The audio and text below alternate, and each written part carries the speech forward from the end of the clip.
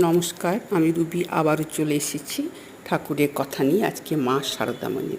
আমার ভিডিও ভালো লাগলে অবশ্যই লাইক কমেন্ট করবেন, আর যারা এখন সাবস্ক্রাইব করেননি সাবস্ক্রাইব করবেন। রামকৃষ্ণ সারদার মর্তে আবির্ভাব হয়েছিল এক অপূর্ব আধ্যাত্মিক লীলা প্রদর্শন করতে। তারা তাদের ওপর ন্যস্ত দায়িত্ব এবং কর্তব্য সম্পর্কে সচেতন ছিলেন, তাই হয়তো এইভাবে লীলা প্রদর্শন করে শেষ পর্যন্ত আবার মহাশূন্যে মিলিয়ে গেলেন।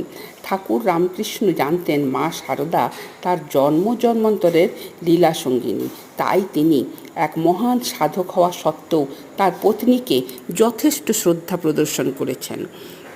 কিন্তু শ্রীমা নিজেকে শ্রীরামকৃষ্ণের একান্ত অনুগতা সেবিকা ছাড়া আর কিছু ভাবতেন না। কখনো তিনি ঠাকুরের ওপর তার দাবি প্রয়োগ করতেন না। তিনি ছিলেন অন্তঃসলীলা ফল্গু নদীর মতো, শুধু একবার চোখের